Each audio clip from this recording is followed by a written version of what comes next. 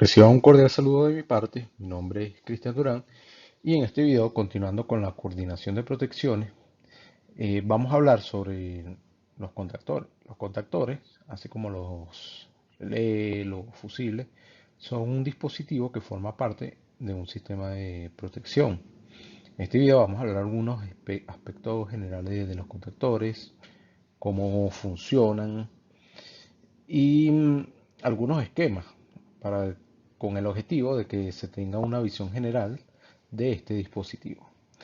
En la sección de la descripción del video he agregado una cuenta de PayPal para todos aquellos que deseen ayudar, deseen hacer alguna donación al canal para mejorar lo que vendría siendo la edición del video, el audio, ofrecer un mejor contenido, alguna información privilegiada, entre otras cosas, con el objetivo de seguir ayudando a todos aquellos que son estudiantes de ingeniería o a todos estos profesionales de esta materia de electricidad que deseen consultar alguna información en este canal.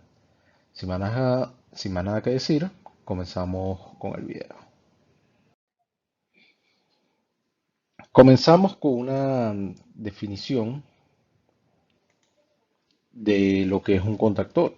Un contactor es un dispositivo eléctrico que puede cerrar o abrir circuitos en carga o en vacío, en los que intervengan cargas de intensidad que pueden producir algún efecto perjudicial para quien lo accione, como por ejemplo en maniobras de apertura y cierre de instalaciones de motores. Los contactores son dispositivos de conmutación eléctricos similares a un relé. Los contactores pueden manejar niveles de corriente mucho más altos que los relés estándar, lo que los hace útiles para aplicaciones de equipos móviles como los motores. El contactor funciona aplicando un voltaje en la bobina, que en la imagen la vemos aquí, el punto A1 y A2, y esto crea un campo magnético que mueve los contactos a la posición cerrada y completa el circuito, cierra el circuito. Una vez que se elimina el voltaje de la bobina, los contactores se abrirán nuevamente y desconectarán el circuito. La gran superficie de contacto y la gran cantidad de presión de contacto permiten que el contactor maneje corrientes de entradas más altas que se ven típicamente en los mercados de equipos móviles, como lo son los motores. Eh, ¿Para qué funciona un contactor? ¿Para qué sirve? Esto es una pieza clave en la automatización de motores eléctricos. Su correcto y eficiente desempeño es importante para establecer procesos autómatas estables.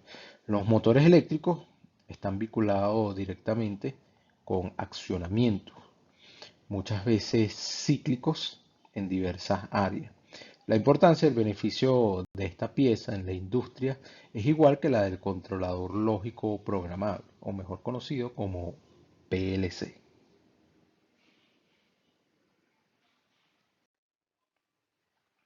Bueno, aquí hablando un poco sobre el esquema mostrado, vemos que la flecha roja, lo vemos aquí, indica el sentido de activación de este dispositivo. Tal activación ocurre cuando los terminales A1 y A2 de la bobina de control se les aplica la tensión nominal correspondiente. En condición de activación, los contactos tanto de potencia como los de control, que en reposo están normalmente abiertos, se cierran. Esto es lo que quiere decir NEO, normally open. Similarmente con los contactos tanto de potencia como los de control, que en reposo están normalmente cerrados, se abren. La flecha azul indica el sentido de desactivación de este dispositivo. La desactivación ocurre cuando los terminales A1 y A2 de la bobina de control se les quita o no se les aplica la tensión nominal correspondiente.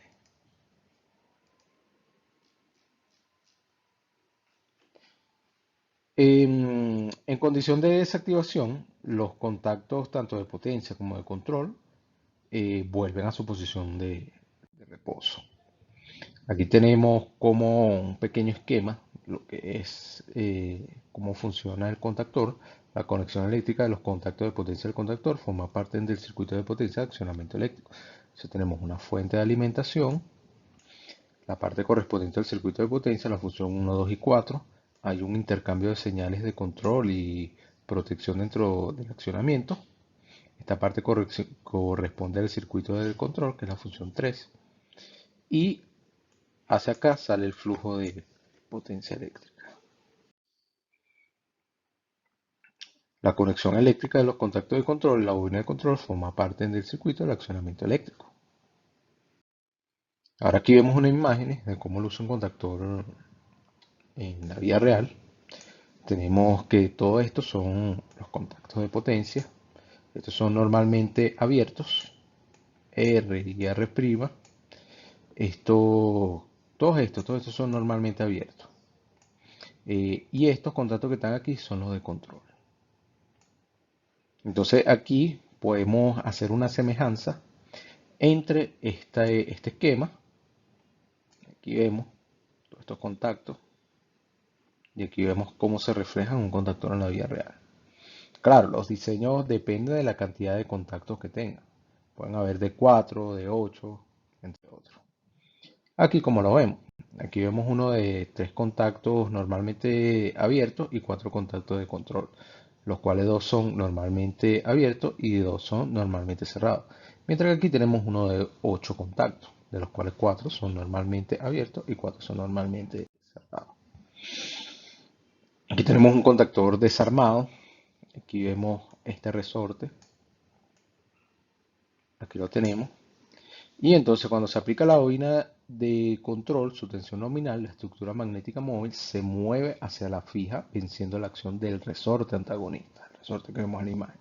Esta condición, el contactor está activado. Aquí tenemos los contactos de potencia, la estructura magnética y el resorte. Con la condición de activación mencionada, todos los contactos se mueven, pues ellos están instalados sobre la estructura magnética móvil. Los contactos que en reposo se encontraban normalmente abiertos se cierran y los que se encontraban normalmente cerrados se abren. Al quitar la tensión de control aplicada a la bobina, el resorte antagonista impulsa el regreso de la estructura magnética móvil y sus contactos asociados a la posición de reposo. Aquí tenemos que se ha mencionado hasta ahora la tensión nominal de la bobina de control, pero respecto a esto, cabe destacar que no necesariamente el nivel de tensión es el mismo nivel de tensión de operación del resto del contactor. Tenemos otro esquema más para que se vea cómo está estructurado el contacto. En 3D vemos la bobina de control, el resorte, el contacto fijo y el contacto de la estructura móvil. Entonces la estructura magnética fija, sobre esta se fija la bobina de control, esta estructura magnética, que como ves son un montón de placas como la de los transformadores, que ahí se fija las bobinas. Otro esquema de cómo se conecta un contactor a un motor. Aquí vemos que todas las fases se conectan a los contactos y aquí tenemos al transformador se conecta este punto que es donde se aplica el potencial. Potencial que puede hacer que se active o se desactive el contactor. Entonces, en este ejemplo sencillo, la tensión nominal del circuito del contactor es de 24 voltios AC y la tensión nominal del circuito de potencia del mismo es de 208. Entonces vamos a hablar ahora sobre los aspectos a resaltar. La corriente nominal de empleo del contactor es la corriente indicada para operación en régimen permanente de los contactos de potencia y está definida para valores nominales de tensión y frecuencia para una determinada categoría y de acuerdo al tipo de envoltura o encapsulado de protección de las partes internas del dispositivo. Se recomienda que este valor I nominal del contactor esté por encima de la corriente de ajuste de disparo IR de protección contra sobrecargas no severas. Estos valores van entre un 10 y un 15%, sería lo más usual. Corriente térmica, que es la máxima corriente que este dispositivo puede soportar sin que la temperatura de sus diversas partes exceda el límite especificado por las normas específicas, de las cuales baja o las cuales se determina que esta corriente son el funcionamiento durante 8 horas de servicio continuo o en ausencia total de maniobra de cierre y apertura. Estando instalado fuera de su cajetín, es decir, al aire libre, puede ser en ambiente interior razonablemente exento de polvo y sin radiaciones externas. Corriente nominal térmica del contactor en la caja de instalación del tablero. Esta es la corriente nominal térmica en la caja, es la máxima corriente que se puede soportar este dispositivo sin que la temperatura de sus diversas exceda el límite especificado por las normas. Entonces tenemos varias especificaciones que bajo las cuales se determina estas corrientes son durante 8 horas de servicio, en ausencia de maniobra de apertura, entre otras cosas. Tenemos la tensión nominal de empleo, es la tensión de empleo del contactor en régimen permanente. Y no necesariamente esta especificación está referida a la tensión nominal del control de la bobina. Tensión de aislamiento. La tensión nominal de aislamiento es el valor de tensión al cual está referida a las pruebas dialécticas, la distancia de aire y las longitudes de contorneo. Tenemos la potencia nominal de empleo, máxima potencia de la carga de un contactor puede controlar. Tenemos la vía mecánica que se refiere a la resistencia o al desgaste mecánico. Es importante este concepto de vía mecánica porque se caracteriza por el número de operaciones sin carga, es decir, sin corriente en los contactos principales, que se puede realizar el 90% o más de la cantidad de contactores de un determinado tipo antes de que sea necesaria la reparación o el reemplazo de lo que vendrían siendo las partes mecánicas. Se permite, sin embargo, el mantenimiento normal que incluye el reemplazo de los contactos. Tenemos otro concepto importante que es la vía eléctrica, se refiere a la resistencia o al desgaste eléctrico o la vida útil de los contactos y se caracteriza por el número de operaciones o maniobras bajo carga, la capacidad de cierre o conexión de los contactos de potencia, que es la capacidad de cierre de tales contactos, que están referidos a un valor de corriente que no produce la unión de sus contactos por soldadura, un desgaste exagerado de dichos contactos o una emisión excesiva de llama alrededor de los mismos, todo bajo condiciones de cierre establecidas. Esta corriente tiene un significado práctico que es que si la carga es predominantemente capacitiva, se presentan elevadas corrientes en la conexión. En una circunstancia de que el rebote de los contactos debe ser considerado, se espera que los rebotes de los contactos concluyan en un tiempo menor al tiempo de los transitorios. Capacidad de apertura o desconexión de los contactos de potencia, la capacidad de apertura que está referida a un valor de corriente, el que el contactor pueda interrumpir sin que sufra un desgaste exagerado en los contactos o una emisión de llama excesiva alrededor de los mismos. El comportamiento de sobrecarga de los contactos de potencia, el comportamiento ante la sobrecarga de los contactos de potencia, es cuando un motor trifásico con rotor cortocircuitado es arrancado directamente a tensión de línea. La corriente de arranque, como se sabe, es en el orden de 5 a 7 veces su corriente nominal y circula durante 1 o 2 segundos. Entonces, por lo tanto, en estos casos es necesario conocer el tiempo real de arranque y consecuentemente seleccionar contactores, relés, fusibles, interruptores, etcétera, más adecuados.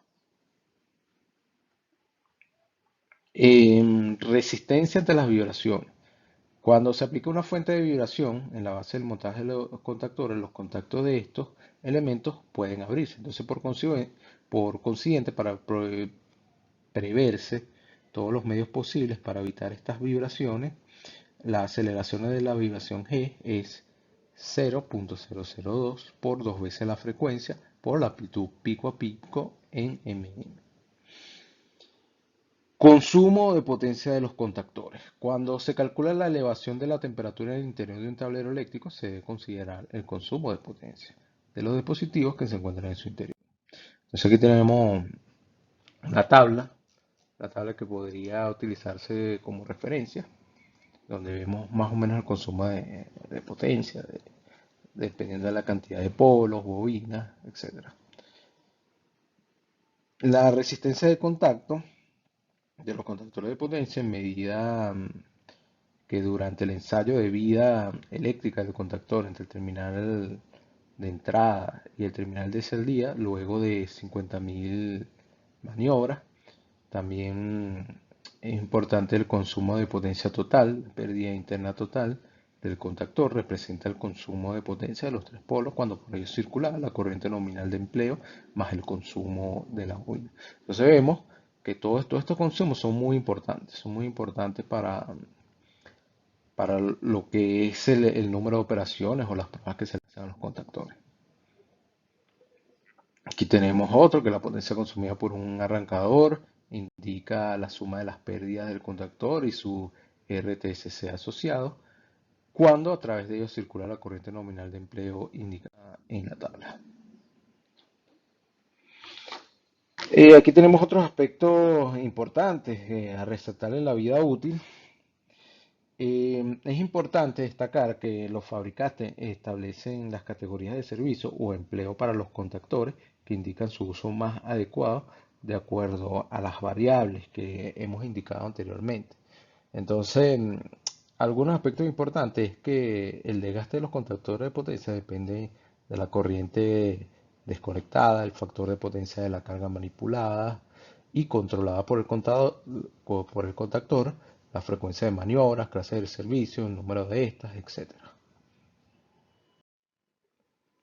Aquí tenemos eh, la clasificación, ¿no? Digámoslo así, de algunos tipos de contactores, ¿no? Tenemos algunos en corriente continua y algunos en corriente alterna, ¿no? Y aquí tenemos la definición de estos tipos de contactores, ¿no?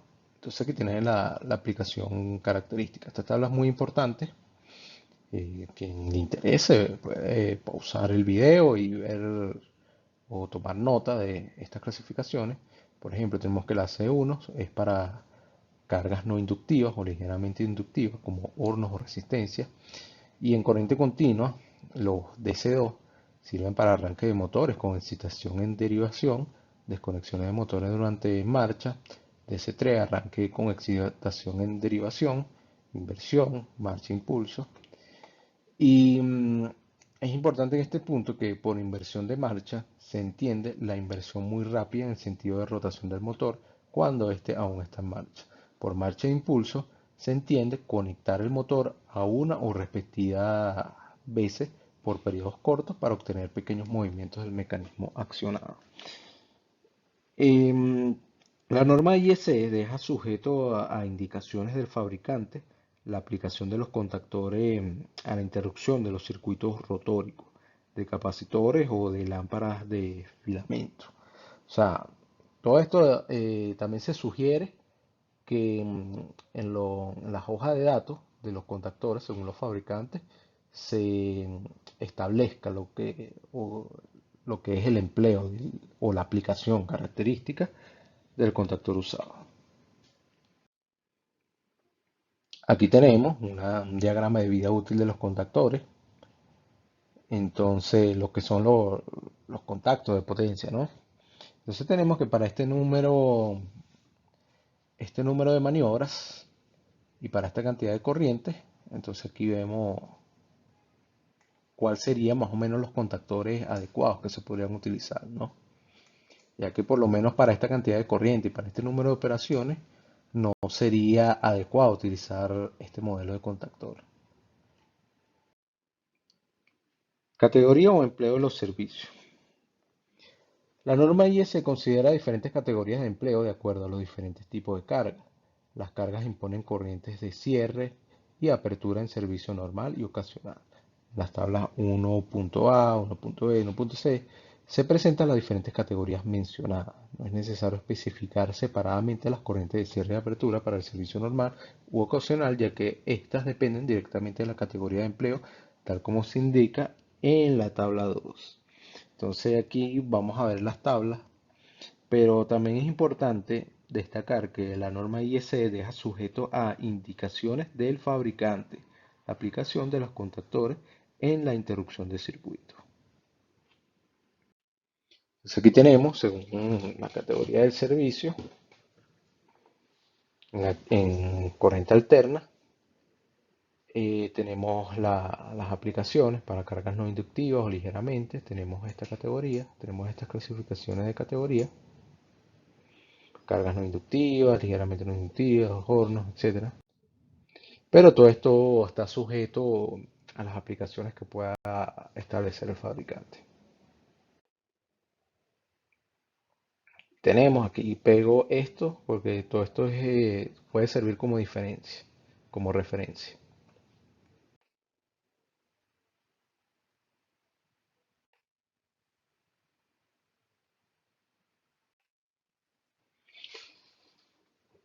Bueno, en esta tabla 2 no es necesario especificar separadamente las corrientes de cierre y apertura para el servicio nominal, ya que éstas dependen directamente de la categoría de empleo. Y eso es lo que enseña esta tabla. Entonces, aquí tenemos para estas corrientes y todo lo demás, tenemos para esta categoría cuáles son los que se emplean. Entonces tenemos que IN,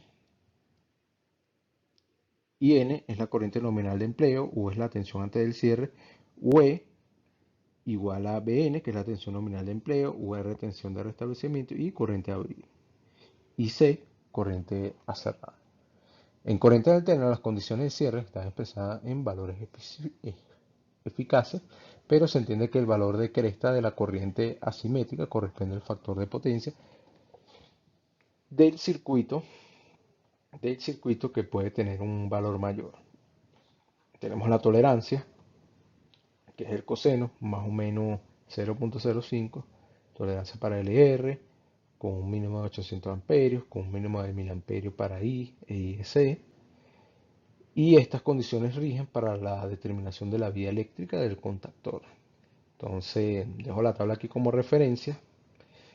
También estas condiciones rigen para la determinación de la capacidad de cierre y apertura del contactor. Si vamos a seleccionar un contactor, tenemos que tener estas tablas como referencia que son mostradas en las normas IS. Condiciones del entorno ambiental de funcionamiento. Bueno, tenemos la temperatura ambiente, la altitud, las condiciones atmosféricas, que el aire debe ser limpio, la altitud no debe exceder los 2000 metros, la temperatura ambiente en el lugar de la instalación no debe exceder 40 grados centígrados. También tenemos las inclinaciones o máximas, lo que vendrían siendo las condiciones de montaje, el ángulo máximo recomendado, prestaciones y categorías de empleo. Entonces, para los servicios nominales son los servicios considerados normales, que son los siguientes: servicio de 8 horas, que este es el servicio básico por el cual se determina la corriente nominal térmica del aparato, y servicio continuo, que este servicio se diferencia del servicio de 8 horas debido a que pueden acumularse óxidos, suciedad en los contactos y dar lugar a un calentamiento progresivo. Aquí tenemos el servicio de periodo intermitente o servicio intermitente. Este servicio se caracteriza por la intensidad de la corriente, el lapso de circulación de la misma y el factor de utilización. Que esto es una relación del lapso de circulación de corriente y la duración del periodo, y está frecuentemente especificado en un porcentaje.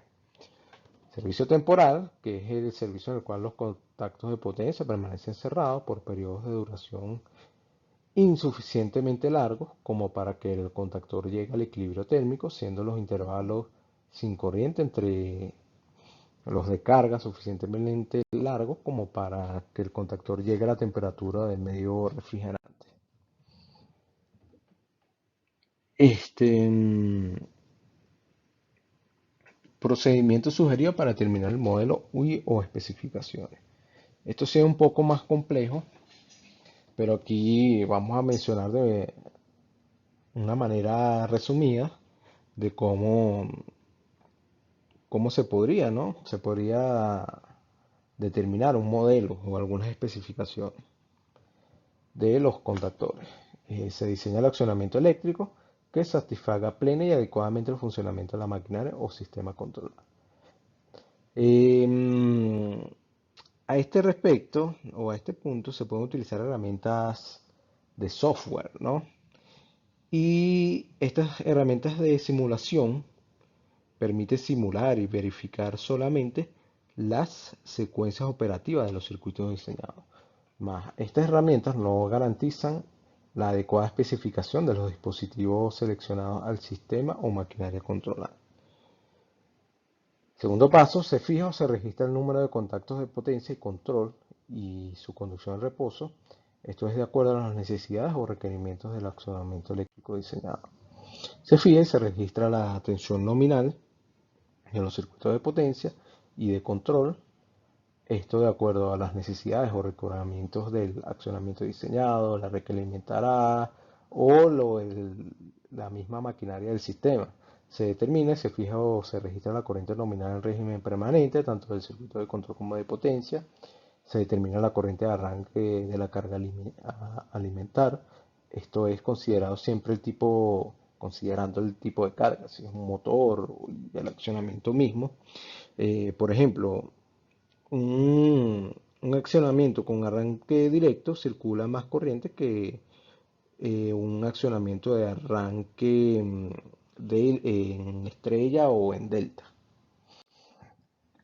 Se determina la corriente de parada de las cargas, esto es considerado siempre por el tipo de carga y accionamiento de mismo, de acuerdo a estos valores. Corriente de arranque de la carga, corriente de desconexión de la carga, corriente nominal de la carga, factor de potencia, tipo de servicio. Con lo anterior se determina la categoría de empleo del servicio del contactor. Si la condición de diseño del accionamiento no se especifica el número mínimo de ciclos de maniobra que se espera del contactor, como es la vida útil, se puede determinar el modelo adecuado de este dispositivo de acuerdo a los datos señalados en las tablas proporcionadas por el fabricante. El modelo de contactor se fija sobre la base en lo indicado en los puntos 2, 3, 4, 5, 6, 7 que acabamos de mencionar. También a fin de determinar el número de operaciones, em, se puede, se puede tener en cuenta el tipo de encapsulado o envoltura que protege las partes internas del dispositivo. Pero también si queremos tener el número de maniobras que soporta el modelo del contactor seleccionado, también se evalúan las curvas de los ciclos de maniobra versus corrientes conmutadas para la correspondiente categoría de empleo o servicio específicamente seleccionada.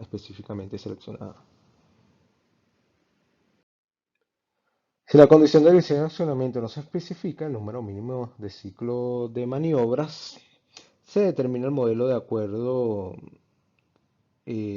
adecuado de contactor sobre las curvas de los ciclos de maniobra versus corrientes conmutadas para la correspondiente categoría de empleo o servicio seleccionado. Luego, sobre las tablas de especificaciones dadas por el fabricante del modelo seleccionado, se verifica los valores determinados en los puntos 2, 3, 4, 5, 6, 7 de este procedimiento. Verificar si quedan satisfechos. Este procedimiento genera las especificaciones de adquisición del contactor, que son las siguientes: marca, modelo, cantidad y tipo de contacto, cantidad y tipo de contacto de control, tensión nominal tanto del circuito de potencia, circuito de control, corriente nominal, corriente de cierre, categoría de empleo o servicio del contactor de acuerdo al tipo de carga y su respectivo factor de potencia. Otras especificaciones son el tipo de caja donde se ubicará, donde se instalará el contactor.